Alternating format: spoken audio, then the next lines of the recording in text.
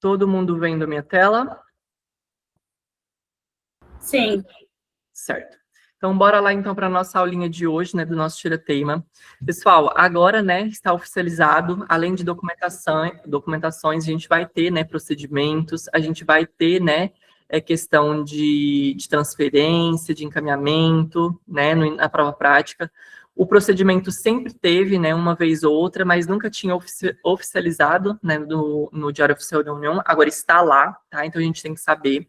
E aí, o que a gente tem que fazer, né? A gente tem que estudar temas que possam ser cobrados de forma mais rápida, que consiga ser feita em 10 minutos, e que não tenha muito gasto para o INEP. Isso a gente já discutiu. Quando a gente para pensar isso, um dos temas que a gente tem, né, que o INEP nunca cobrou, e é um tema que é bom para a prática, e todo médico deve saber, né, principalmente na parte da atenção primária, é o exame físico do pé diabético, tá? Não sei se vocês sabem, né, mas quem tem diabetes, né, principalmente ali a longo prazo, né, precisa sempre estar indo na unidade básica de saúde para realizar o exame físico do pé diabético, né, para prevenir, né, complicações do pé diabético, tá bom? Então, eu trouxe para vocês aqui 5 slides que resumem qualquer tipo de estação que venha vir para avaliar um pé diabético. Ou seja, nesses 5 slides, a gente tem todas as informações do protocolo lá do Manual do Ministério da Saúde sobre o rastreio e as complicações do paciente que tenha pé diabético, tá bom? Gente, a gente sabe que na hora de fazer exame físico, a gente vai ter que se apresentar e provavelmente não tem muito o que falar de anamnese. As tarefas vão ser redirecionadas para o exame físico, tá? Então, provavelmente, se vier uma avaliação de um pé diabético, eles vão colocar o quê? Realize o exame físico, a propedêutica do pé diabético e faça todo o segmento ambulatorial do paciente, tá? Então, o que é importante? Gente, uma pessoa que chega, né, que adentra ali na sua sala de consultório, ela tá o quê? Com roupa, ela tá com sapato.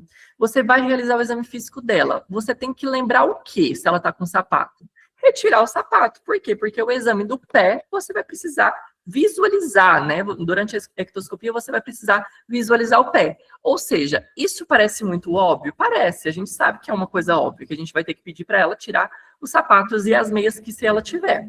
Só que na hora da prova a gente acaba esquecendo e não verbaliza isso. E o PEP vai vir com isso, tá? Então a gente vai fazer o quê? Solicitar que o paciente ele se sente, né, numa cadeira ou numa maca. Vai pedir para ele tirar, né, descalçar ali para ficar com os pés expostos. Pedir para o paciente colocar, né, as pernas descruzadas, assim como a gente também faz lá na medição da pressão arterial. E aí sim a gente vai começar a realizar o exame físico do paciente. Qual que é o primeiro ponto que eu quero que vocês pensem no exame físico do pé diabético? A ectoscopia, tá? Por quê? Porque na ectoscopia a gente vai ter que verificar o quê? Basicamente alterações visíveis, né, durante ali o exame físico da inspeção do pé, tá? Então a gente vai ter que verbalizar e visualizar se aquele pé, ele apresenta o quê? Descamação, se aquele pé apresenta algum tipo de bolha, úlcera, alguma área de eritema, tá? Qualquer outro tipo de lesão aparente, como por exemplo assim, uma rachadura, uma fissura, um abaulamento. Se aquele pé tem uma presença de secreção.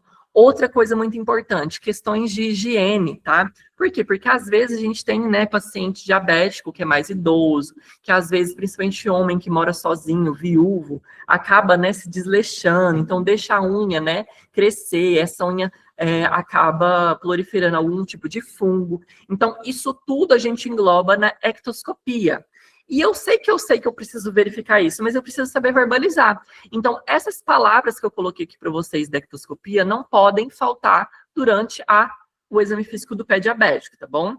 Outra coisa que é super importante, verificar a integridade da pele, tá? Igual eu falei para vocês, às vezes a pele ela apresenta alguma fissura, né, alguma mancha, então isso tudo a gente tem que ficar ligado ali. Um ponto importante de 2 lesões na ectoscopia que vai me pensar que aquele paciente ele pode estar no início de um pé diabético. 2 palavras que são essas 2 últimas que eu coloquei. Hiperkeratose e calosidades. Então, essas 2 palavras são pontos chaves de início de um pé diabético. tá? Então, por exemplo, assim, aquela região que está começando a ficar uma hiperkeratose, né? Ela está começando a mudar aquela coloração, ficar como se fosse uma acantose nídrica, escurecida ali naquele pé, é um sinal de alerta que eu preciso verificar que aquele paciente, provavelmente, ele vai desenvolver uma lesão ali no pé e vai se transformar num pé diabético, tá bom? Beleza, fechamos a parte da ectoscopia, que é a coisa mais simples que tem no exame físico do pé diabético. A gente vai fazer a avaliação musculoesquelética. Nesse caso, a gente vai verificar o quê? Se aquele pé apresenta algum tipo de deformidade, tá? E aqui eu coloquei para vocês os principais. As principais deformidades são dedos em garra, tá? Assim como a gente tem lá na artrite reumatoide, né, a mão em cisne, né, em dedo de camelo, no pé diabético a gente tem os dedos em garras. Então, os dedinhos do pé, ele vai ficar contraído, tá? As falanges, assim, proximais e distais. Então, elas vão ficar aproximada, contraída, e vai ser dedos em garra, tá bom? Presença de joanete, né? Principalmente aonde? Nos hálux, tá? Então é importante a gente pensar também se esse paciente pode ter, né? Às vezes algum distúrbio de gota, enfim, qualquer outra coisa nesse sentido. E, obviamente, se a gente está falando de avaliação muscular, a gente vai ter que verificar o quê? A mobilidade, né? Ver se essa musculatura do pé, né, está tendo alguma deficiência, alguma deformidade ali também, tá? Então, nessa avaliação, a gente também tem que sempre verbalizar para o paciente, perguntar se ele está com dor ou edema, tá? Então, aqui está um ponto importante. O edema, a gente não vai verbalizar ele na ectoscopia, a gente vai verbalizar ele na avaliação musculoesquelética. Por quê? Porque é aqui na avaliação musculoesquelética que eu vou estar fazendo o quê? A compressão. Quem lembra o nome da compressão para a gente poder verificar o edema? Tem um sinal, quem sabe? Godet.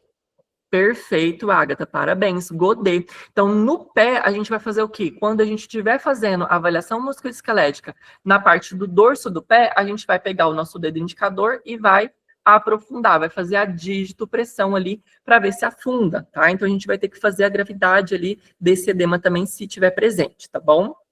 Finalizamos, então, a ectoscopia, finalizamos a avaliação musculoesquelética. A gente vai passar para a principal, que é o quê? A avaliação vascular. Gente, o pé diabético, ele dá uma neuropatia diabética e pode, inclusive, né, diminuir o fluxo de sangue do pé, tá? Então, o que acontece? A avaliação vascular no exame físico do pé diabético, ela é obrigatória, ela é critério obrigatório. Então, se ela tiver positiva, esse paciente, só ela, se tiver alguma alteração e ele tiver diabetes, a gente já pode falar que esse paciente tem o pé diabético. É diferente, por exemplo, se eu fizer só uma ectoscopia no pé e ele tiver diabetes. Se eu vi alguma alteração na ectoscopia, somente essa alteração na ectoscopia, não posso fechar o diagnóstico como pé diabético. Na alteração vascular, sim. Ou seja, se o paciente apresentar pulsos diminuído, tá? Quais são os dois pulsos principais que a gente vai ter que verificar? O pedioso e o tibial posterior, tá? A gente pode, tá, acrescentar os pulsos da região poplítea, tá? Então, a gente vai lá na região poplítea, aqui atrás do nosso joelho, vai fazer a palpação ali também das artérias poplíteas para a gente poder verificar se tem diminuição do fluxo, tá? Sanguíneo ali. Outra coisa importante, temperatura local. Então, tá vendo que é na vascular que eu vou verificar como que tá a temperatura, né, daquele pé. Então, a gente vai colocar a nossa mão sem luvas, tá? Vai colocar em cima do pé do paciente e a gente, obviamente, avalia os dois pés, então a gente avalia um depois o outro e vai ver a diferença de temperatura entre um pé e outro, tá? E aqui a gente vai avaliar a pele e musculatura também, tá? Eu sei que a gente já avaliou lá na ectoscopia, mas aqui a gente vai dar mais ênfase.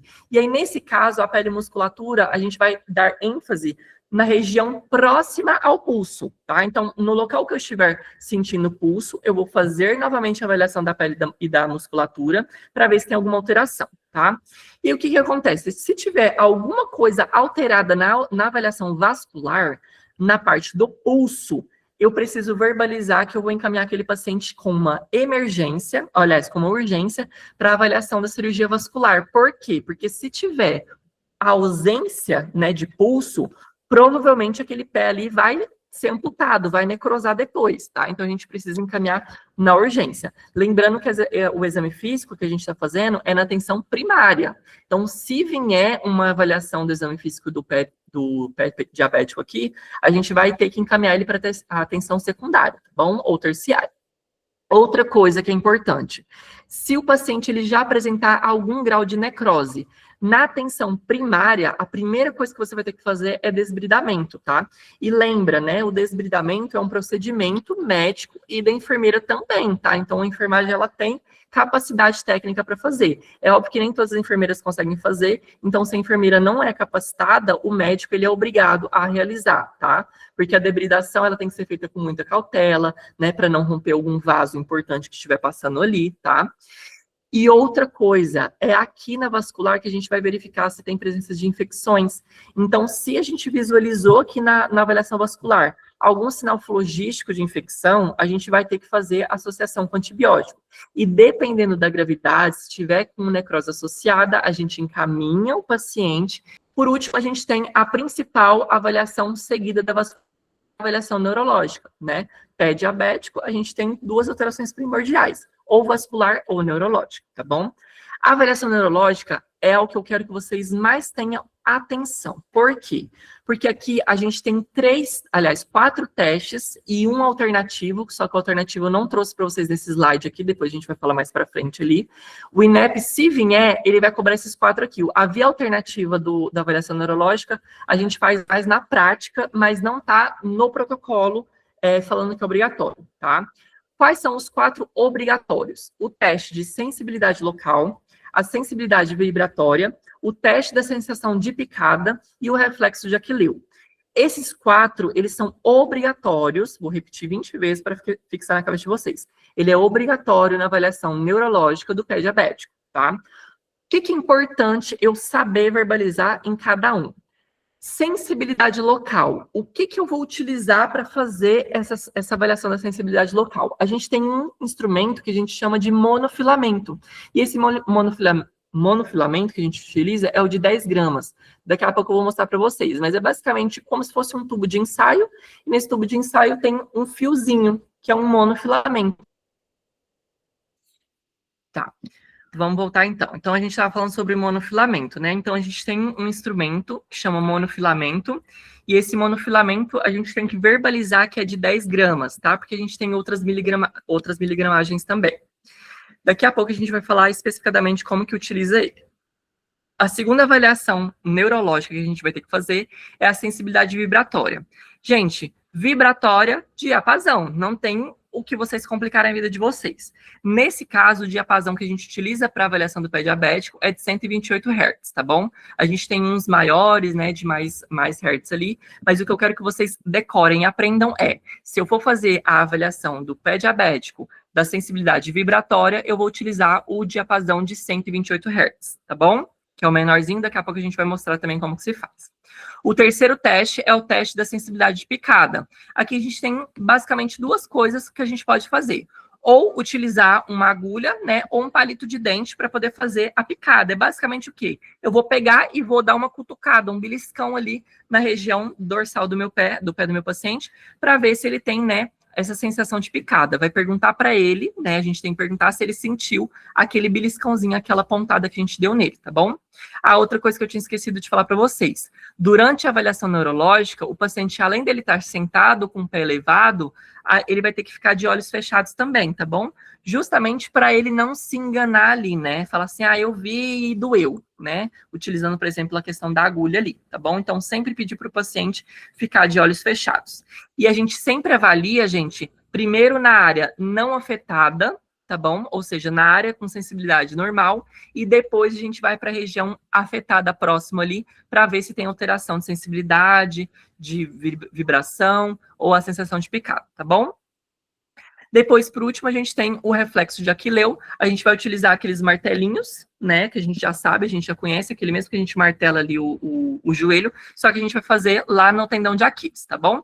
E aí a gente vai verificar se tem, né, a presença do reflexo ali, ou a ausência, ou ainda, né, se é unilateral ou bilateral, ou se o paciente apresenta hiporreflexia, tá? Ou seja, a diminuição do reflexo de Aquileu, tá bom?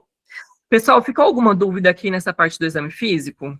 Alguém tem alguma dúvida? Quer perguntar alguma coisa antes da gente passar? Eu não entendi na sensibilidade vibratória que você acabou de explicar.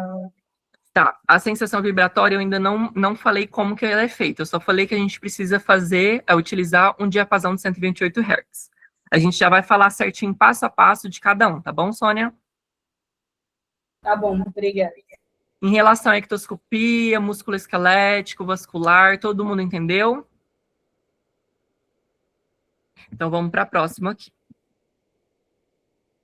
Ó, aqui eu trouxe para vocês as imagens, tá, dos instrumentos. Então, essa primeira imagem é o monofilamento de 10 gramas. Tá vendo que na pontinha dela parece um fiozinho? É como se fosse uma peninha, bem fininha ali, tá? E é esse monofilamento que a gente vai lá no dorso do pé do paciente e faz o teste de sensibilidade, ok? Esse de baixo aí é o diapasão de 128 Hz, então é o diapasão menorzinho. A gente tem, acho que um de dobro de Hz, que é um grandão. Para avaliação do pé diabético, tem que ser o pequenininho, tá? Não serve o grande, tá bom? E aí eu trouxe duas imagens, né, durante a ectoscopia, tá? Então, o que é importante a gente verbalizar caso tenha alguma alteração?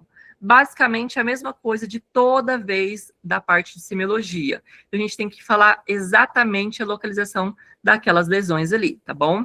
Olha só nessa primeira imagem, a gente tem a presença, né, de um hematoma ali, ó. Vocês conseguem ver meu mouse?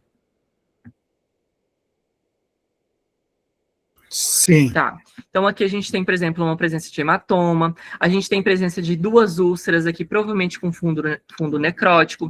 Nesse caso aqui, ó, a gente tem o quê? Ó, um abalamento, tá vendo? Ó? Então, isso tudo a gente tem que verificar durante a ectoscopia e verbalizar, né, o local exato ali. E aqui eu trouxe uma imagem real de um pé diabético, tá vendo? Olha só, tem uma área, né, com eritema bastante aqui evidente, tá com fundo necrótico, provavelmente aqui realmente já tem uma úlcera, tá, necrosada ali, e um achado que eu falei lá para vocês da ectoscopia. Gente, esse achado é muito importante no pé diabético, que é o quê? A descamação, tá? Então, pé diabético, quando ele tá começando, né, a evoluir, ele descama, tá? Principalmente a planta do pé, por completo aí. Então, fica com esse aspecto enrugecido, né? Parecendo que tá cheio de rugas aí e essas crostinhas brancas embaixo. Tá vendo que dá para ver bem bonitinho aqui, ó? Deixa eu dar um zoom para vocês. Opa, passou o slide. Ó, essa parte aqui tá com bastante descamação, tá vendo? Ó, parecendo que foram bolhas ali e que teve a presença de descascamento aqui. Descascação, tá bom? Deixa eu pôr o próximo material aqui. Agora a gente vai falar especificadamente de cada teste. Então, o primeiro deles, que é o que eu falei para vocês, é o teste de sensibilidade. Então, vocês já conhecem o monofilamento, como que eu vou fazer a avaliação? A primeira coisa é o quê? Pegar o pé do meu paciente, colocar a planta do pé perto, próximo à minha face, tá? A face do examinador. Vou pegar o monofilamento e vou posicionar o monofilamento. Quais são os locais que eu preciso fazer a posição do monofilamento? São esses da imagem que eu trouxe para vocês, ó. Primeiro, no dedão de ambos os pés, tá? No hálux, tanto direito, tanto esquerdo. Depois, na base do hálux. E depois, na base do quinta metatarso, tá bom? Isso eu tô fazendo na mão aqui, mas vocês já sabem que é no pé. Então, eu vou repetir para vocês. O teste de sensibilidade com monofilamento 10 gramas, 10G, eu vou colocar onde? Na ponta do hálux, direito e esquerdo. Depois eu vou descer para a base do hálux, direito e esquerdo. E depois eu vou lá para o meu quinto, lá no dedinho mindinho, lá no quinto metatarso, e faço o teste de sensibilidade na base do dedinho mindinho. Essas são as 3 regiões que eu preciso verbalizar na parte do exame físico do monofilamento. Fechou? Como que eu vou fazer a colocação correta do monofilamento? A gente falou da localização. Eu vou basicamente encostar a ponta do meu monofilamento na pele do meu paciente e eu vou aplicar leves pressões, tá? Fazendo esse movimento que eu tô fazendo com o meu dedo aqui, ó. Eu vou encostar, desencostar, encostar, desencostar. E na terceira vez que eu encostar, eu vou apertar um pouquinho. Para quê? Para que o meu monofilamento faça essa curva aqui. Vocês estão conseguindo ver a curvinha dele aqui no desenho? Tá vendo aqui, ó, onde eu grifei? Sim, doutor. Tá vendo? Então, o monofilamento que era reto, Na minha terceira pontada, ele vai fazer o quê? Uma curva, tá bom? Ele vai se dobrar ali. E aí, depois que ele dobrar, você vai soltar. Por quê? Porque é sensibilidade. Eu preciso fazer o quê? Uma pressão que é equivalente a 10 gramas, por isso que é o monofilamento 10 gramas, para o paciente ver se ele sente. Gente, é muito, como é que eu vou falar assim? Muito fraco, é muito leve esse monofilamento. Ou seja, o teste de sensibilidade é como se fosse uma pluma passando na ponta do pé do meu paciente. Se eu faço numa região que está saudável, ele vai sentir, por mínimo que seja. Agora, se tiver uma afetação ali vascular ou neurológica dele, ele vai perder a sensibilidade, tá? Se perde a sensibilidade, mínima que seja, esse paciente ele está classificado como pé diabético. Tá? E a gente vai ter que fazer os cuidados paliativos ali com ele, tá bom? Ficou alguma dúvida no teste do filamento? Não é difícil, é muita lógica. Sem dúvidas, posso passar para o próximo? Beleza. Então, agora a gente vai falar sobre o teste vibratório, a sensibilidade vibratória, que é essa última imagem que eu trouxe para vocês do slide aqui, ó. Vou circular aqui. A gente falou que a gente utiliza o teste de diapasão, né, de 128 Hz, e é muito fácil. Vou pegar o diapasão, vou fazer a vibração dela no cotovelo e vou colocar a ponta do diapasão, onde não tem ali aquelas duas bolinhas, em cima do meu metacarpo, do hálux do paciente do pé dele, tá bom? Tanto direito, tanto esquerdo. Ele precisa sentir a vibração. Por quê? Porque a vibração, ela vai através do osso, né, das interfalangianas aqui, e ele vai sentir aquela vibração. Agora, o que acontece? Se esse paciente falar, olha, eu senti, mas foi pouca coisa no pé esquerdo, mas no direito eu senti muito. Ou seja, tem uma alteração de sensibilidade vibratória, tá? Algum dos dois pés estão com uma sensação diminuída ali, a gente vai ter que ficar atento, e esse teste foi positivo também, tá bom? A única região que a gente vai colocar é em cima mesmo do osso da interfalangiana distal aqui, do hálux do nosso paciente de diapasão ativo, tá bom? Basta um teste. É um teste, se ele teve esse sensório diminuído, já é positivo, tá bom? Vamos para o próximo aqui. Outra coisa que eu quero falar com vocês, discutir aqui, é sobre os graus da úlcera, né? A gente tem 5 graus de ulceração do pé diabético. O grau 0 é quando aquele paciente, a gente faz a avaliação dele, a gente sabe que ele é diabético a longo prazo ali, porém ele não apresenta nenhuma úlcera. Então é grau 0 ali, ele tem um pé diabético, mas é grau 0. Grau 1, ele tem uma úlcera superficial, é aquela úlcera que está começando a querer aparecer, mas ela ainda não está tão feia. Então, a gente tem que fazer as medidas de suporte para esse paciente o quanto antes. Grau 2, já temos uma presença de uma úlcera profunda. Então, a gente já tem aquele fundo ulceroso, né, quase necrosando ali, tá bom? Depois, a gente vai ter o grau 3, que a gente já tem uma perfuração tão grande que a gente vai ter formação de abscesso, tá? Então, vai ser uma úlcera com o fundo ali, uma presença de um pequeno abscesso ali, tá bom? Pode ser drenando ou não, ou seja, a gente vai ver a presença de secreção ali. Grau 4, a gente já tem uma presença de uma gangrena, mas essa gangrena é localizada, ou seja, já teve a necrose, já está necrosado aquele pé ali, aquela região, porém ela está localizada, próxima aonde? A região da úlcera, tá? E o grau 5 não, o grau 5 é o pior cenário de todos, provavelmente o pé do nosso paciente vai ter que ser amputado. E aí, nesse caso, a gangrena, ela já cometeu todo o pé. Então, todo o pé do meu paciente não é só próximo ali onde tinha a lesão que está necrosado, e sim todo o pé, tá bom? Isso é importante a gente saber, porque às vezes pode ser que venha na prova prática ali, para a gente classificar os graus. Assim como eu dei os graus lá na aula de afogamento para vocês, tá bom? É importante a gente passar aqui. E para finalizar o nosso tirateima do pé diabético, eu trouxe alguns segmentos e orientações, tá? O que é importante a gente fazer? Depois que eu fiz a avaliação desse paciente, a gente vai ter que fazer o quê? O agendamento da próxima consulta dele, tá? E é retorno anual para fazer o exame físico do pé diabético. Porém, esses pacientes, eles vão ter que retornar para a gente de qualquer forma. Em caso ele apresente algum sintoma de alarme, tá?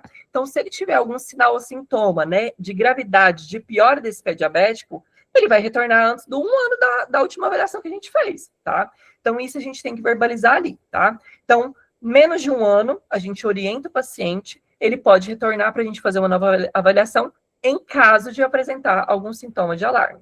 Quais são esses sintomas de alarme? Um edema persistente, alteração na cor da pele, rachaduras que não saram ou algum outro tipo de ferida que não recupera, perda de sensibilidade local ou uma dor intensa, tá? Então, por exemplo, assim, o paciente ele estava tomando banho, sei lá, na casa dele ou numa piscina que estava muito aquecida, aí ele colocou o pé, opa, não estou sentindo que essa água está muito quente.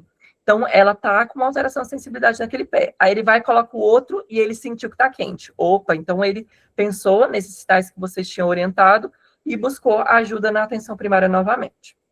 Outra coisa de orientação que a gente precisa fazer, além do agendamento aqui, das orientações de cidade de alarme, orientar a questão de higienes, né? Principalmente das unhas dos pés. Então, a gente tem que orientar a forma correta de fazer o corte, lavagem correta da região das unhas e utilização de instrumento com cautela. A gente sabe, né, que às vezes tem idosos que vai ali, né, compra um alicate de unha e corta a unha de qualquer jeito, e aí por ele ser diabético, ele abre um ferimento, e aí o ferimento não sara, e aí vai ulcerando, e aí vai necrosando, enfim, aí vai dando esse pé diabético ali naquele paciente. Então, a gente precisa fazer a orientação correta do corte das unhas com um instrumento, né, geralmente a gente fala, né, para o paciente procurar uma manicure, né, uma pedicure, para poder fazer esse tipo de cortes ali, pelo menos uma vez no mês, tá?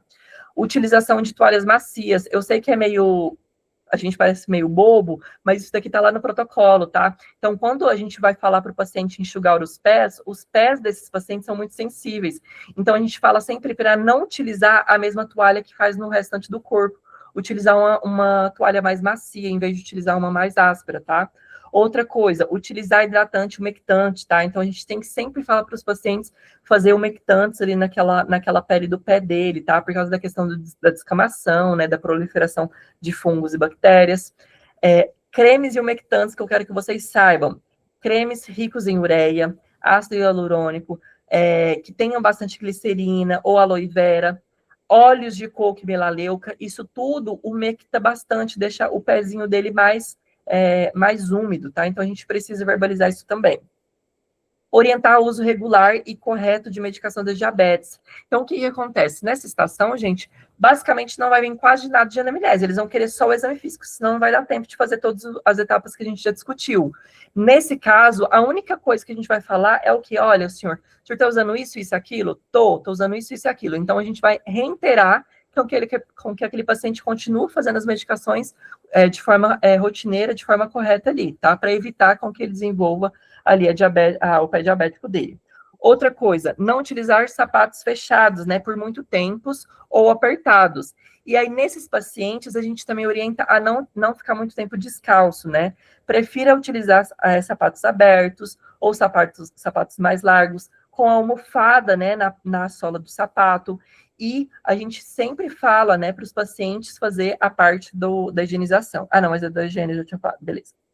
E aqui eu trouxe para vocês a alternativa. Meu Deus, espera que minha bateria vai acabar. Eu trouxe para vocês aqui a alternativa que eu tinha falado para vocês. A alternativa no exame físico, ele não é preconizado lá no manual, mas na parte prática do dia a dia, igual eu falei para vocês, a gente acaba fazendo, tá? O que seria essa via alternativa? Lá na avaliação neurológica, quando a gente tinha falado sobre a sensibilidade, a vibração, aqui a gente tem um outro teste que a gente chama de Whipst Touch Test, que é o quê? Basicamente o toque dos dedos. Então, o examinador ele vai basicamente tirar o sapato do paciente, tirar as meias do paciente, e com as mãos descobertas, as quatro mãos, as duas mãos, vai fazer uma palpação dos dedos bimanual. E aí, nesse caso, é basicamente a mesma coisa do teste do filamento, do monofilamento que a gente discutiu. Vai basicamente verificar a questão da sensibilidade ali, se o paciente está sentindo o toque, tá, do examinador ali. E aí eu trouxe para vocês ali, ó. Se o paciente sentir 5 ou 6 dos 6 toques que a gente vai realizar, a sua sensibilidade é normal e provavelmente não tem risco aumentado para problemas nos pés, tá? Agora, se o paciente não sentiu, tá, 2 ou mais dos 6 dedos, provavelmente a sua sensibilidade está reduzida. Então, nesse caso, o fator está mais aumentado para esse paciente desenvolver algum tipo de úlceras ali. E aí, nesse caso, a gente vai ter que fazer, né, o acompanhamento longitudinal na OBS, com a equipe de multidisciplinar, fazer as orientações preventivas desses pacientes e, principalmente, fazer o quê? O reagendamento antes dos 12 meses ali do exame anual dele, tá bom? Gente, acho que foi isso. Ficou alguma dúvida? Falei basicamente tudo que é importante, tá? Vou fazer perguntas. Para ver se vocês entenderam. Então, quais são os 2 instrumentos que não pode faltar no exame físico do pé diabético? Monofilamento e diapasão. Isso. E o monofilamento, qual que é a gramagem dele? 10 gramas. Claro, tu tá na tela da coisa, tu tá dando cola aí para teus alunos. Não tá legal. Ei, mas eu anotei, viu? Olha aí. Olha, mas eu deixei essa tela de propósito para eles participarem, para eles não se sentirem muito acuados. Eu só quero que eles repitam, Verônica. E quantos hertz tem que ser o diapasão? 128. 128. Perfeito. Então, beleza. Vamos agora fazer a avaliação. Fiz ectoscopia e eu verifiquei que o meu paciente ele apresenta o teste do monofilamento ou de sensibilidade reduzido no hálux direito. Quais são as outras 2 regiões que eu vou ter que fazer o teste de monofilamento? Eu fiz no hálux. Qual que são as outras 2 locais? Na base do Ácido hálux. hálux. Perfeito. E a outra? E na planta, nos dedos. Na raiz dos dedos. Na base No do menino. Na base. Do na pequeno. base do quinto Quinto metatarso. dedo. Metatarso. Exatamente. Ou, popularmente conhecido como quem? Dedinho, minguinho. Então, na base do dedinho minguinho. Vamos repetir. Monofilamento. Lá no dedão, no hálux em si. Depois eu vou abaixar o monofilamento e vou para onde? Base do Na hálux. base do hálux. E depois eu E vou lá. depois na base do quinto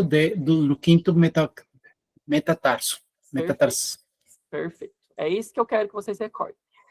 Diapasão. Qual é a localização do diapasão que a gente vai fazer o teste vibratório? Em cima do dedão, eu esqueci o nome, do osso. Do hálux. Tá? Na interfalangiana distal aqui. Pronto. É isso que eu quero que vocês recordem aqui. Deixa eu ver o que mais, que é importante. Qual que é a primeira coisa que eu vou fazer? O paciente chegou, sentou. A primeira coisa que eu vou fazer antes de iniciar o exame físico? Pedir para ele tirar o calçado, meia. Perfeito. Tira sapato, tira meia, fica com um pezinho ali, ó, um chulezinho visível para a gente tirar o pé dele. Segmento, então, de quanto em quanto tempo a gente vai marcar o retorno para fazer a nova avaliação? De ano em ano. Anual. Tá, uma vez no ano. Ajudamos a orientar para os sinais de alarme. Perfeito. Sônia, fala para mim 3 sinais de alarme do pé diabético. Uso indivíduo do fármaco, Que mais? o não cumprimento dos fármacos da diabetes, né? Que mais? Os outros 2 não vou lembrar. Vamos, Pablo, Lilian, Luara, Ágata, Geise, Ernesto, o que mais está aqui? Aparecimento de lesões, Lesões, mudança na coloração mudança da pele, coloração, edema, isso mesmo. início de Edema, Feridas. sensibilidade também do pé. perda da sensibilidade. Isso mesmo, parabéns. Então é isso, tá? Acho que a gente falou, assim, basicamente tudo que a gente tinha para falar. Graus agora, vamos só concluir nos graus. Deixa eu pensar aqui. Qual que é o grau quando tem presença de gangrena localizada? Grau 4. Grau 4. Perfeito. O paciente não apresenta nenhuma alteração no pé. Grau 0. 0. E se a gangrena tiver em todo o pé? Grau 5. 5. Grau 5. E se o paciente apresentar uma úlcera com a presença de abscesso no meio? 3. Perfeito. Tá vendo como vocês sabem? Não é E muito difícil. a parte, talvez, da avaliação do pé diabético, isso poderia ser uma coisa que o INEP vai solicitar? A descrição, como pontuação? Você fala a avaliação da ectoscopia, das Sim, lesões? ectoscopia. Sim, foi igual eu falei para vocês. Deixa eu compartilhar de novo a tela. Aqui na tela tá mostrando para vocês, ó, tá certinho. Tem o desenho do abaulamento, do eritema, da úlcera. Então a gente tem que falar certinho em qual pé que está a lesão e o tipo de lesão. Se só tá com edema, se tá com a presença de úlcera, se tem necrose, se não tem. Tá vendo aí na imagem? Sim. Então, eles podem solicitar a gente fazer a descrição passo por passo, né? Exatamente, falando onde que está o local, se é no dorso do pé, em cima do pé, ou na planta do pé, se é próximo ao hálux, se não é. Vocês estão vendo isso? Mas é isso mesmo, aproveitando essa imagem, né, falar, né, eu evidencio uma úlcera na planta do hálux, de característica com bordos levantados, com característica de úlcera, com necrose no centro, rachaduras, tudo isso, né? Tá exatamente. Perfeito. Ou presença de hematoma, alteração de cor de pele, um abaulamento, igual está nessa segunda imagem que eu grifei para vocês aqui, ó. Nessa daqui, tá vendo, ó? Tem um abaulamento aqui perto, abaulamento. Ó. Perto do maleolo externo. Exatamente. Tá, perfeito. Não, para eu automatizar também a minha avaliação, a meu procedimento de avaliação. Não, perfeito. Exatamente. Então foi isso, gente. Espero que vocês tenham gostado aqui do tireteima do pé diabético. E agora a gente vai dar um outro tema muito quente para a prova prática. Nunca caiu, porém, sempre foi uma aposta, tá? A gente tem que saber pelo menos o básico. E a doutora Verônica vai passar para vocês agora. A gente falou na semana passada sobre reanimação, né, no adulto. Falamos nas duas vertentes ali, né, RCP, tanto intra-hospitalar quanto fora do hospital, né, extra-hospitalar. E a gente resolveu trazer a reanimação neonatal também, para ficar tudo completinho, para a gente saber toda maneira que cair. Se cair fora do hospital, a gente sabe. Se cair dentro do hospital com a medicação, a gente sabe. Qual é a primeira medicação? Vou fazer perguntinhas também. Qual é a primeira medicação que a gente usa no ciclo, quando a gente vai usar a medicação no hospital? Ninguém vai me responder? Gente, vou me deixar sozinha. Adrenalina? Isso, adrenalina. Muito bem. Então, a primeira medicação. E a segunda, no próximo ciclo, qual é a medicação que a gente entra, a segunda droga? Amiodarona. A amiodarona, muito bem. Então, essas são as duas drogas que a gente vai utilizar aí na nossa reanimação, lá na nossa RCP.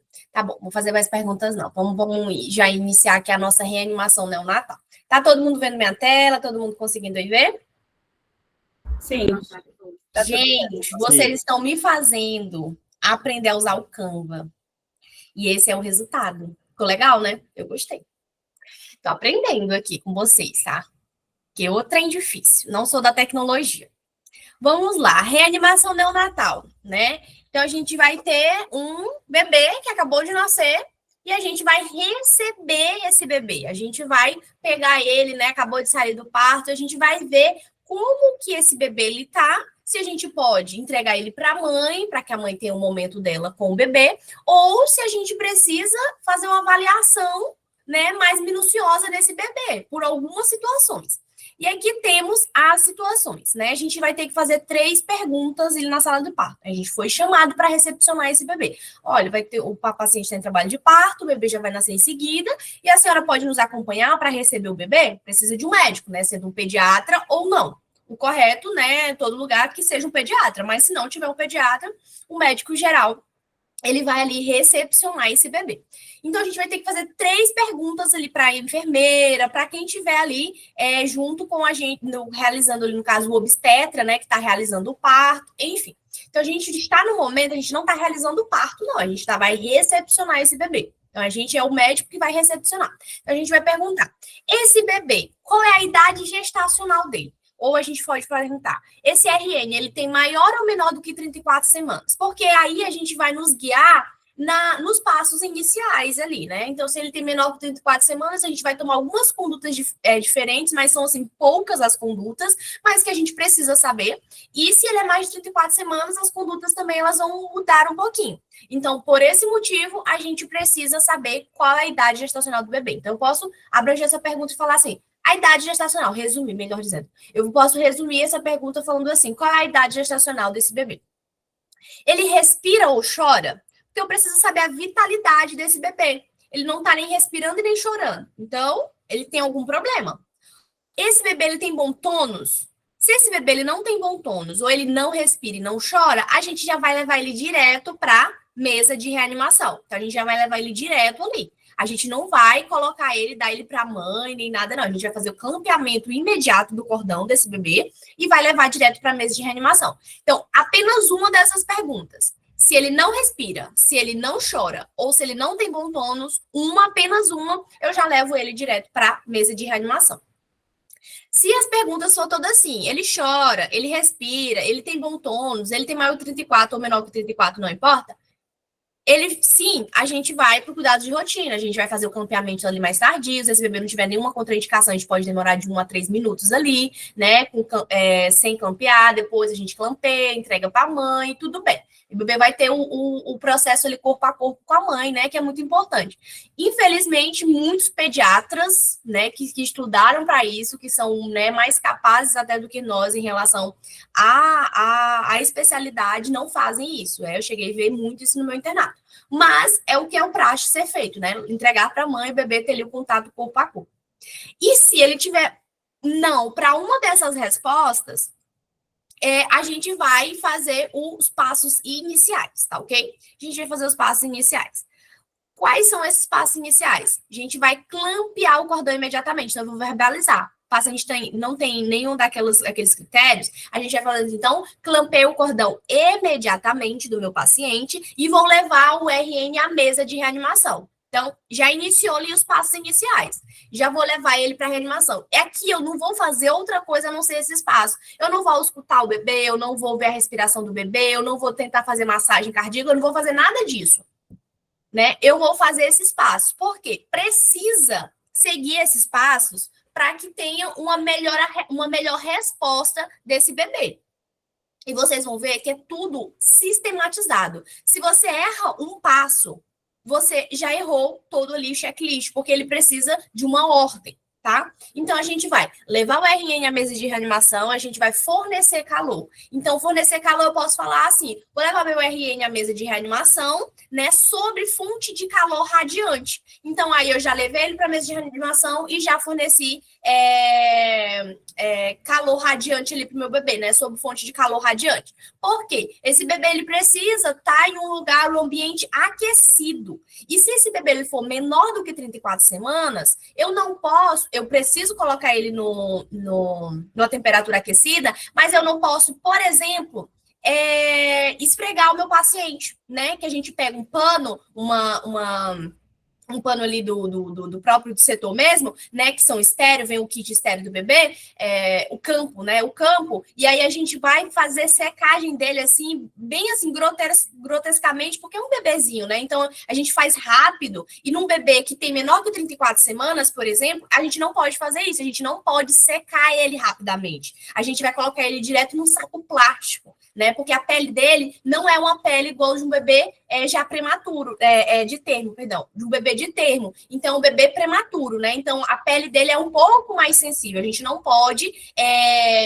fazer isso, né? A secagem rápida. Aqui a gente vai colocar sob fonte de calor, né? Radiante, a gente vai secar esse bebê rapidamente, a gente vai retirar todas as toalhas úmidas, né, para evitar a perda de calor. Então, se tiver toalhas úmidas ali, no caso, a enfermeira me entregou o bebê com a toalha úmida que ele já veio dali, né, do parto, né, que tem bastante líquido, né, do líquido amniótico, a gente já vai retirar tudo que for úmido e deixar esse bebê o mais aquecido possível. Esse foi o nosso segundo passo ali, dos passos iniciais. O nosso terceiro é posicionar a via aérea do bebê. Então, a gente vai verbalizar que a gente vai fazer uma extensão do pescoço do bebê. A gente vai fazer a extensão do pescoço do bebê porque a gente vai avaliar as vias aéreas. Se esse paciente, por exemplo, ele tiver com um líquido na boca, né? Então, se ele tiver com líquido ou secreção na boca, ali na via aérea, o que a gente vai fazer? A gente vai aspirar. E o aspirar, ele só vai entrar se esse paciente tiver secreção, se ele tiver obstrução evidente. Se ele não tiver obstrução, a gente não aspira esse bebê. Esse passo a gente vai falar, a gente vai verbalizar, mas a gente não vai aspirar o bebê que não tenha secreção ou que não tenha obstrução. Então, a gente vai falar, eu vou fazer uma extensão do pescoço do meu bebê, ou a gente pode usar a posição do farejador, que é a mesma coisa. Então, a gente vai fazer uma extensão do pescoço do meu bebê, né, e evitar a hiperextensão. A gente vai fazer uma extensão leve da cabeça ali do nosso bebê, posicionando a via aérea, né, sempre sabendo que a via aérea, ela estando bem posicionada, o fluxo respiratório, ele acontece de maneira mais fluida ali para o bebê e para o ser humano também, para o adulto. Então, a gente vai aspirar se necessário. Então, quando que a gente vai aspirar? Se tiver obstrução, se ele estiver apresentando uma secreção ali. E a gente vai usar o quê? Primeiro o aspirador na boca, depois no nariz. Sempre, essa vai ser a ordem, nunca nariz e boca. Boca e nariz, né? Para ficar mais fácil, assim, pelo menos para mim fica mais fácil, eu sempre lembro que o B, ele vem antes do N, no alfabeto. Então, primeiro boca, depois nariz. Essa vai ser a nossa aspiração, se necessário. E a gente sempre vai falar ela, porque se tiver ou não no PEP, se no caso não precisar, pode não ter no PEP. Mas se eu tiver falado também, né, eu garanto esse ponto aí. Aqui, o quinto passo dos passos iniciais, a gente já realizou ali. Então, a gente fez... E isso tem que ocorrer em 30 segundos. Isso tem que ocorrer em 30 segundos. Após esses 30 segundos ali, a gente vai fazer primeiro a avaliação da frequência cardíaca. Então, eu terminei. Eu levei meu paciente para a fonte de calor, para a mesa de reanimação, para a fonte de calor. Eu já abri as vias aéreas do meu paciente, eu fiz a secreção se precisou desse meu paciente, né? Fiz a desobstrução ali de vias aéreas do meu paciente. E esse meu paciente, ele não chorou, ele não respirou, então eu vou ver a frequência cardíaca do meu bebê. Então, isso ocorre em 30 segundos. Então, passos iniciais em 30 segundos. Aí eu vejo a frequência cardíaca. Se essa frequência cardíaca ela tiver maior ou igual a 100, o bebê estiver respirando bem, ele estiver respirando ou maior do que a frequência cardíaca maior que 100, pronto, o bebê tá bem. Eu entrego ele para a mãe, né, lá no campo úmidozinho, no campo seco, entrego ele para a mãe e aí ele vai fazer o aleitamento materno ali já de início e ter todo aquele suporte ali com a mãe, certo? Agora, se meu bebê ele tem uma frequência cardíaca menor a 100, ou ele não tem a respiração, ou ele tá com aquela respiração agonizante, né? Aí, o que a gente faz? Vai para a ventilação de pressão positiva. Então, a ventilação com pressão positiva, ela vai iniciar o nosso segundo passo. Primeiro, a gente iniciou os passos iniciais. Fizemos os passos iniciais, o meu paciente apresenta uma frequência cardíaca menor a 100, eu vou para a ventilação com pressão positiva. Essa ventilação, né, que a gente vai usar o ambu ali, a máscara e tal, a gente vai usar o quê? O paciente, ele já está com a cabecinha lá com extensão leve, né? A gente vai colocar a nossa máscara no paciente cobrindo nariz e boca, narina e boca, na posição C e E, que vai ser segurando a extensão aqui da minha mandíbula com E e segurando a minha máscara com C. Então, vai ser essa posição que a gente pode verbalizar ali para iniciar a ventilação pressão positiva. Se meu paciente ele for maior de 34 semanas, eu posso iniciar essa ventilação em ar ambiente. Eu não necessariamente preciso de um oxigênio, mas eu também posso iniciar 21% ali de oxigênio. Eu posso coloque 21% de oxigênio para que eu possa fazer a respiração, a ventilação desse meu paciente. Depois da ventilação, a gente vai fazer o quê? Reavaliar. Então, a gente usou 30 mais 30 segundos para fazer isso. A gente identificou que a nossa frequência está menor a 100, a gente fez por 30 segundos a nossa ventilação com pressão positiva, que vai ser no aperta, solta, solta, né? Que a gente chama de aperta, solta, solta. Essa vai ser a compressão ideal de 40 a 60 ali, batimentos, 40 a 60 ventilações por minutos, então vai ser nessa frequência que a gente vai fazer essa ventilação. E aí, com essa ventilação aqui, com a ventilação pressão positiva, a gente vai reavaliar. Então, eu solicito a reavaliação do meu paciente após a ventilação de pressão positiva.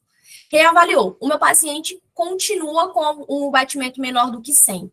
Então, a gente vai pular um degrauzinho, a gente vai subir um degrauzinho. A gente iniciou com passos iniciais, a gente foi para a ventilação com pressão positiva, o meu paciente mantém menor do que 100. Então, eu subo mais um degrauzinho. Qual vai ser esse degrauzinho? Intubação orotraqueal. essa intubação orotraqueal tem que ser feita por um médico que saiba realizar essa intubação orotraqueal. Então, olha, aqui são muitas as coisas. Então, pensando no INEP, até onde ele poderia cobrar para a gente? Até a ventilação com pressão positiva. Porque a intubação já seria outro procedimento, né? Você teria que verbalizar como seria essa intubação, ou a não ser que ele cobrasse esses outros passos apenas singelos, assim, intubação, se não deu certo, a gente vai para massagem cardíaca, se não der certo, a gente vai para adrenalina, um exemplo. Mas ele quer detalhes, então, para ele chegar em 10 minutos com detalhes, ele vai chegar até aqui, ó, a ventilação com pressão positiva. Né? Então, ok, vamos dar continuidade aqui no nosso. A frequência menor do que 100, a gente fez a intubação orotraqueal desse paciente. A intubação orotraqueal tem que ser feita ali por 30 segundos, se por acaso eu não conseguir fazer a intubação orotraqueal nesse meu paciente, se quer para mais conhecimento, lógico que isso não vai ser cobrado na prova.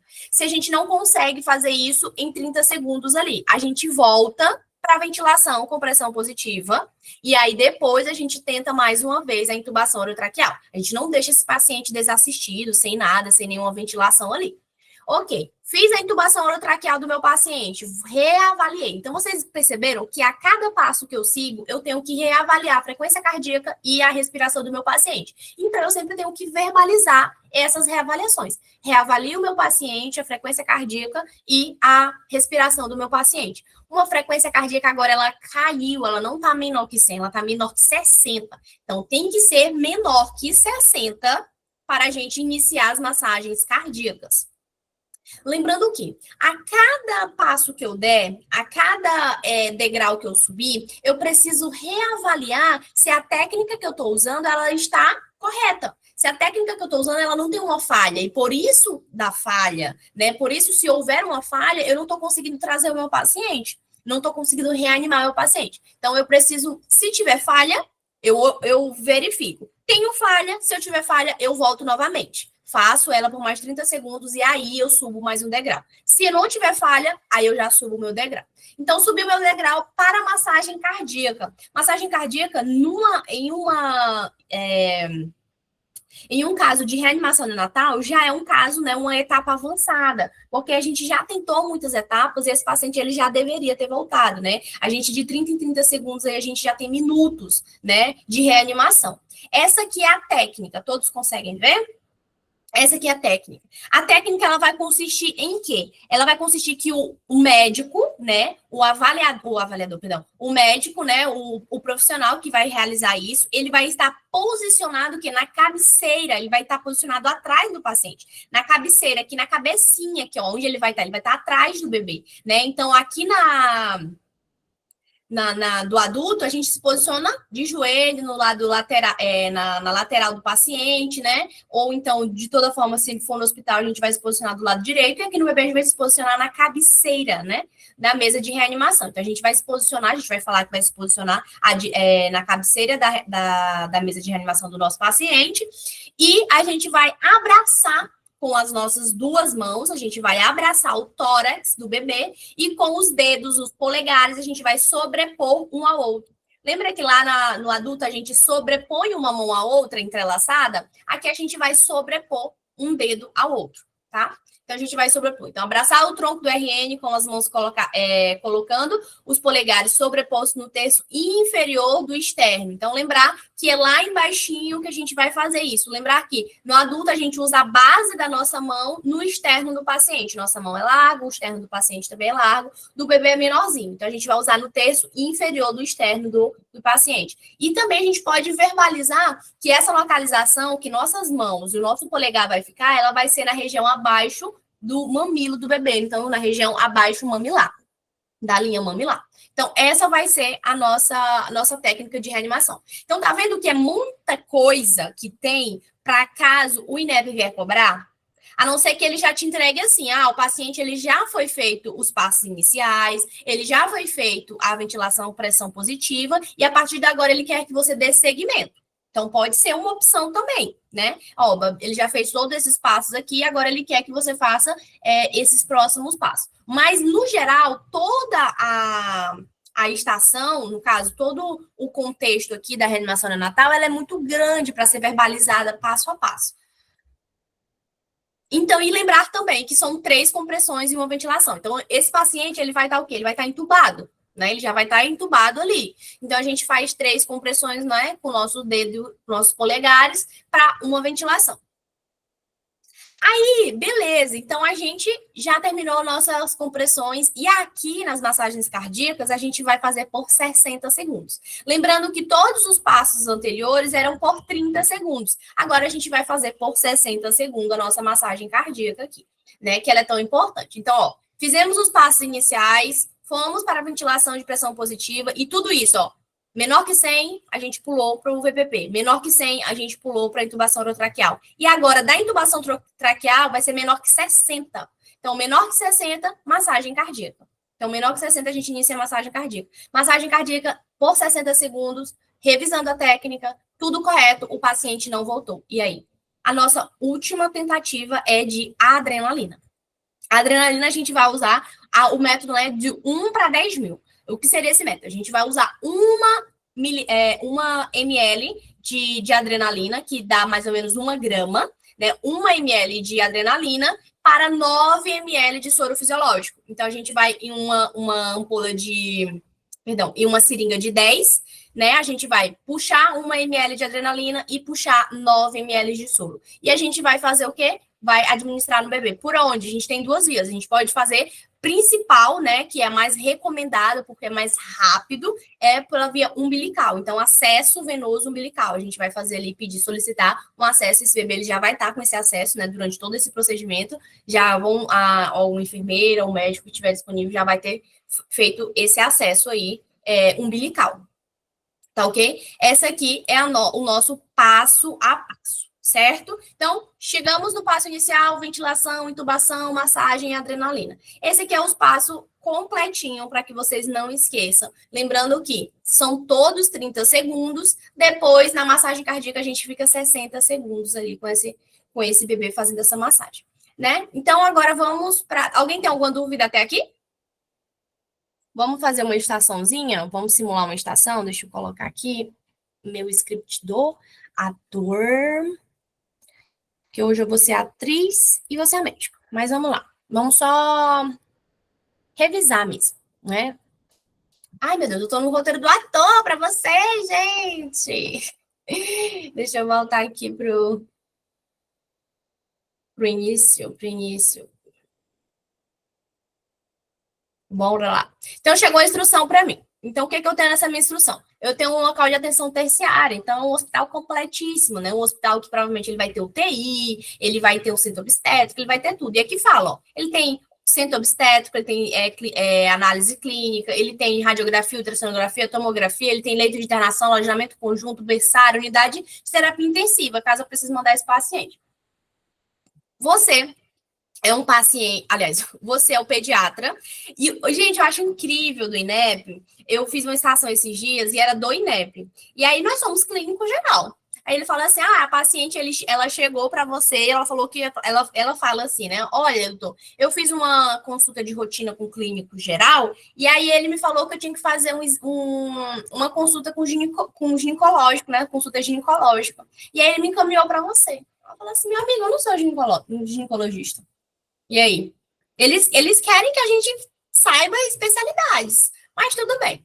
E aí ele fala aqui que você é o pediatra da sala e receberá o recém-nascido Diana, de 30 anos, primigesta, com pré-natal, sem intercorrência e parto por via vaginal. O obstetra acaba de retirar o recém-nascido e a equipe de enfermagem aguarda seus comandos para clampear o cordão umbilical. Então, a gente já tem aqui, ó, tem todo o cenário. O bebê foi retirado, a técnica está aqui, ó, doutor. Quando o senhor mandar, eu faço o clampeamento do cordão aqui. Então, a gente vai ter que realizar o acolhimento da paciente, solicitar informações necessárias junto à enfermeira, realize o atendimento ao recém-nascido e realize os passos das suas condutas, sempre verbalizando os achados. Olha que interessante, sempre verbalizando os achados. Quer dizer o quê? Que o que minha técnica me disser, por exemplo, ela vai me dizer da frequência cardíaca. Então, eu preciso verbalizar como que essa frequência cardíaca ela tá. Se ele tá taquicárdio, se ele tá bradicárdio, da frequência respiratória. Então, eu preciso verbalizar os achados, né? Vai ser esses achados que ela vai me dar. e realize o segmento do recém-nascido. Aí aqui no roteiro fala, depois que o paciente ler todo, né, ela vai liberar a caderneta da gestante. Então, liberou a caderneta da gestante aqui para mim, e a gente tem a Ana, Ana Souza, de 30 anos, teve uma gravidez de baixo risco, antecedentes pessoais não têm relevância, não faz uso de tabagismo, nem de etilismo, nem de drogas, familiares também não têm nenhuma relevância, é o primeiro filho dela, e o fator R é o positivo. E não tem laboratórios sorológicos, estão todos negativos. Então, é um paciente que teve um pré-natal e uma gestação toda tranquila, não tem nenhuma intercorrência. Então, esse bebê não tem nenhum motivo aparente para ter necessidade de ir para a mesa de reanimação. Mas nem tudo é assim, né? Nem tudo são flores.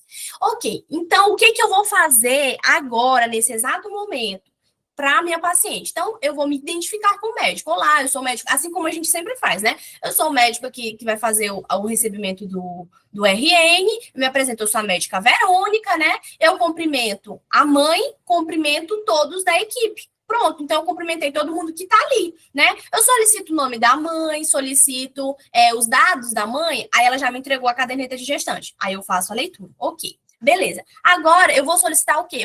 Eu preciso que, durante isso, preciso que a temperatura ambiente, igual lá no ATLS, que esteja entre 25 graus, para mim é o suficiente, né? Para estar em uma temperatura ambiente para receber esse bebê, independente que a gente não sabe ainda como que ele chegou.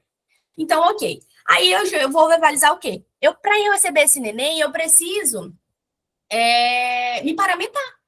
Então, eu vou lavar as minhas mãos, me paramento, vou calçar as minhas luvas, vou colocar máscara, óculos, capote, touca, vou me paramentar. Então, paramentei tudo, né, que eu precisava ali para esse paciente, já higienizei minha mão, já cumprimentei quem eu tinha que cumprimentar, já me apresentei, e agora eu vou perguntar as 3 perguntinhas. Quais são as 3 perguntinhas? Alguém pode me dizer?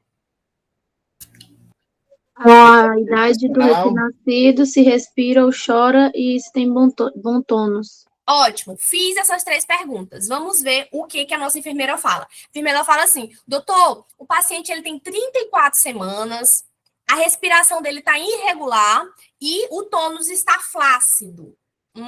E agora, o que eu vou fazer? Ela me disse esses 3. Qual vai ser a minha primeira iniciativa? Clampear o meu cordão umbilical e levar meu paciente para a mesa de reanimação. Ótimo. Calor local, se é menor de 34 semanas, colocar já em umas bolsas. Ele tem 34, Pablo, ele tem 34. 34, desculpa. 34. Então, colocar calor local e levar para a mesa de reanimação, glampeamento precoce. Exatamente. Então, a gente fez o clampeamento precoce, solicita o clampeamento precoce desse meu paciente, leva ele imediatamente para a mesa de reanimação sobre fonte de calor adiante, seco o meu paciente e retiro campos úmidos que estiver perto do meu paciente. Pronto, já iniciei ali meus passos iniciais. Ok. Depois disso, eu posso...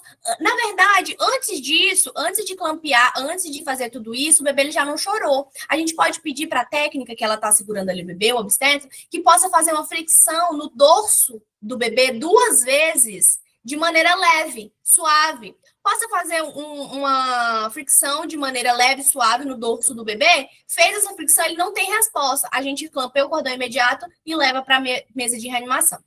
Ok. Levei para a mesa de reanimação, coloquei sobre fonte de calor, sequei o meu bebê. E agora, qual o próximo passo? Qual o próximo passo? Posiciono a cabeça do neném em posição de extensão de pescoço, em posição de farejamento. Já realizo aspiração de boca primeiro, depois de nariz, se tiver presença de secreção.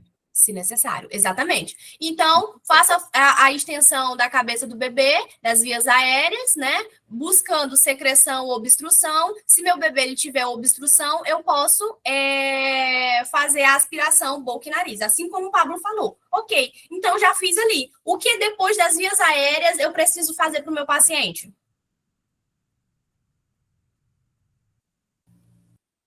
Avaliação de frequência cardíaca e frequência respiratória.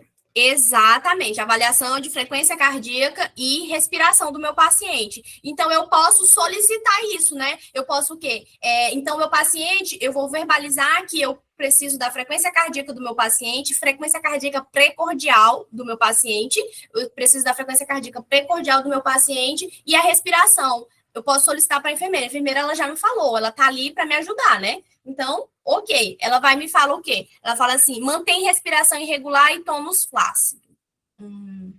Ok.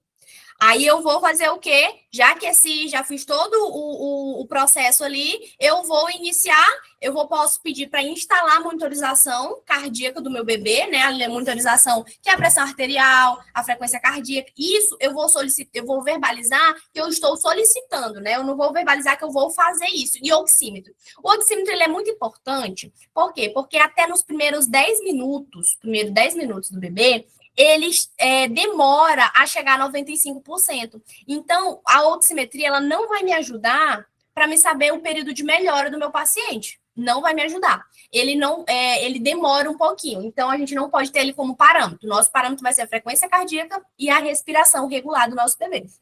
Ok. Então, solicito a frequência cardíaca do meu bebê após a monitorização cardíaca, oximetria de pulso e os batimentos e a respiração do meu bebê. A nossa enfermagem fala o quê? A nossa enfermeira fala assim, olha, a frequência cardíaca está de 70 batimentos cardíacos.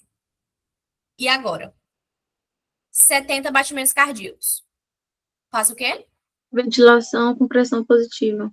Ventilação com pressão positiva. Nesse momento, eu irei realizar a ventilação com pressão positiva do meu paciente, usando a máscara e o ambu. A máscara ela ficar cobrindo nariz e boca do meu paciente, com o meu paciente já com a posição em extensão, ou posição cabeça em extensão, ou posição do farejador, né? E a gente vai fazer a ventilação com pressão positiva em ar ambiente ou a 21%, né? No movimento de 40 a 60 batimentos por minuto e fazendo o quê?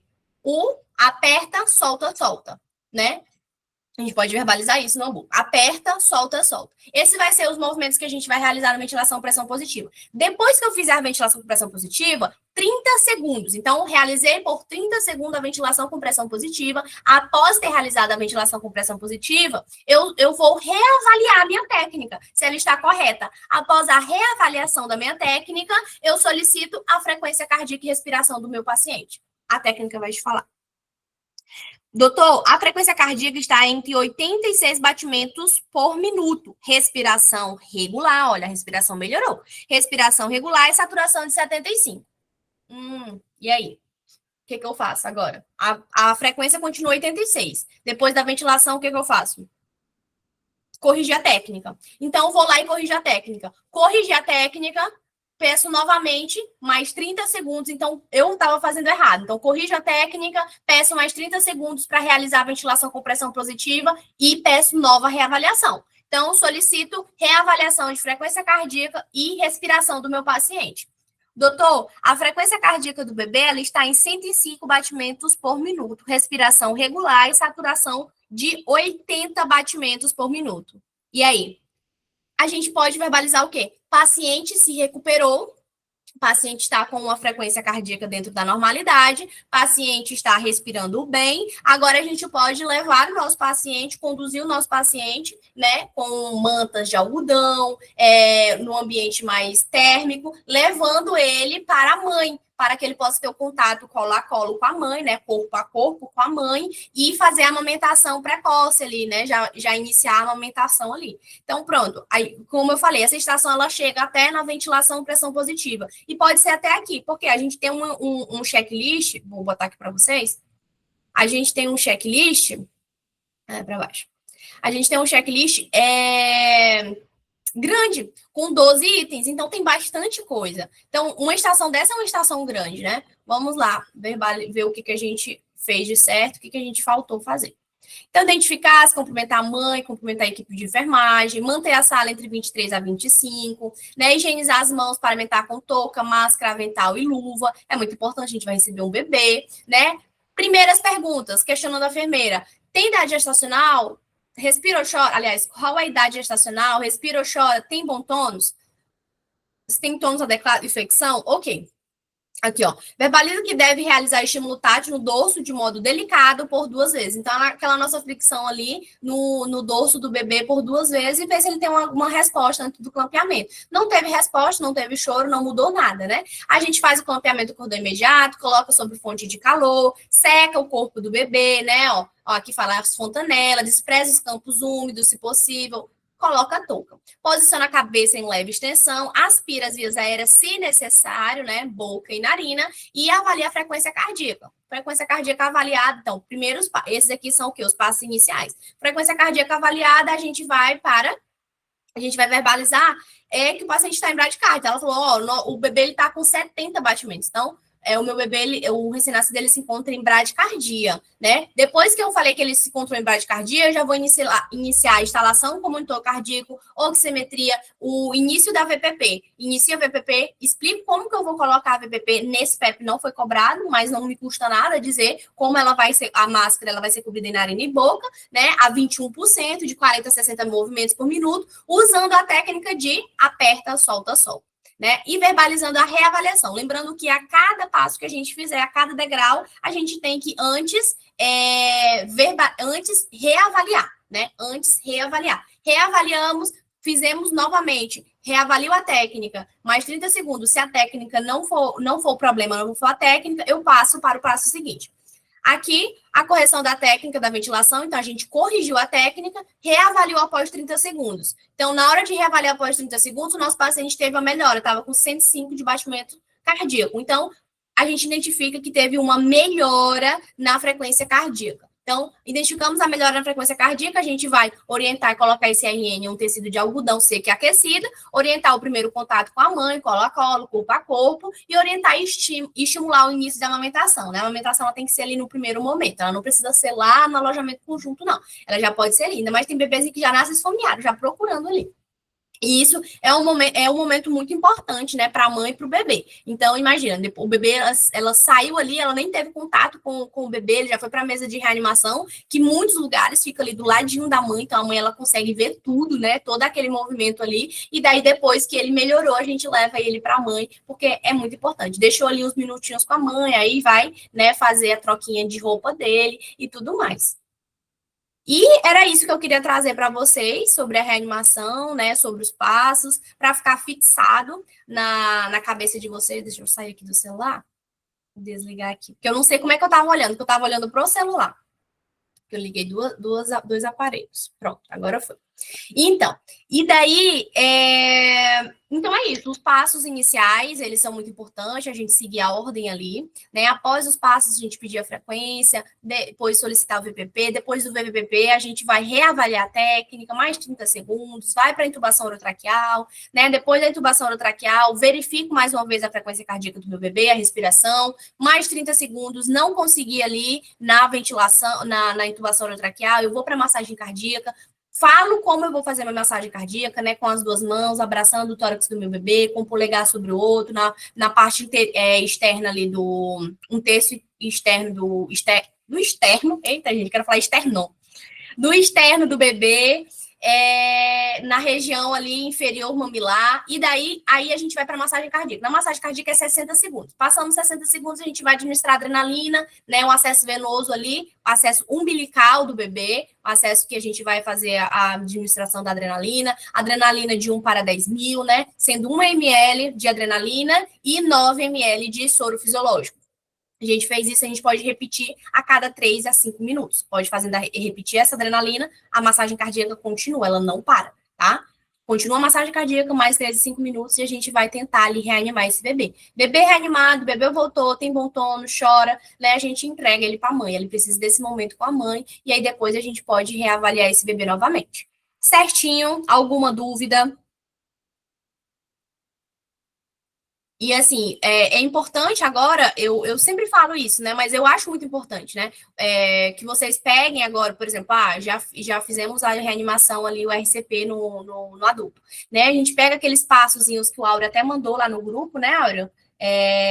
fez uma artezinha legal dos passos ali, coloca medularzinho na cabeça de vocês. E esse aqui é a mesma forma. Então, vocês pegam esse espaço aqui, peguem esses passos aqui e vocês colocam. Então, aqui, ó, no passo inicial, então, para eu subir, eu preciso ter uma frequência menor do que 100 e eu preciso fazer 30 segundos. Então, vocês mesmos fazem um resuminho de vocês assim, ó, bem simples, para que fique na cabeça de vocês, tá? Então, essa é a minha dica, para que vocês peguem os dois e ver qual é a diferença, né? Porque há bastante diferença ali. E em relação do 34 semanas também, pouca diferença, é só em relação à fonte de calor mesmo. A ventilação também, ela tem que ser uma ventilação com oxigênio, mas são poucas as diferenças, tá? Alguma dúvida? Querem falar alguma coisa? Tudo certo? Verônica, eu quero passar só uma mnemotécnica que eu inventei para os meninos, em relação à questão do recebimento, né? Eu gosto de lembrar do ASPA. ASPA, o quê? A de aquecer, então aquecer tanto o RN, tanto a sala, né, o ambiente. Depois, S, secar, né? Então, secar o corpo e a cabeça, depois colocar a touca. O P, posicionar, né? Para a gente não esquecer de fazer a hiperflexão, né? Da cabecinha e do pescoço. Hiper não, né? Uma leve, né? Isso. E o último A, aspirar, né? Se tiver muita secreção, a boca e o nariz. Então, aspa, tá bom? Olha aí. Depois que a gente fizer o aspa, o aspa FC, que a gente vai verificar o quê? A frequência cardíaca e fazer o fluxograma normal da reanimação. Tudo certo, galera? Acho que alguém falou alguma coisa. A Agatha falou ok. Certo. Eu acho que é isso, né?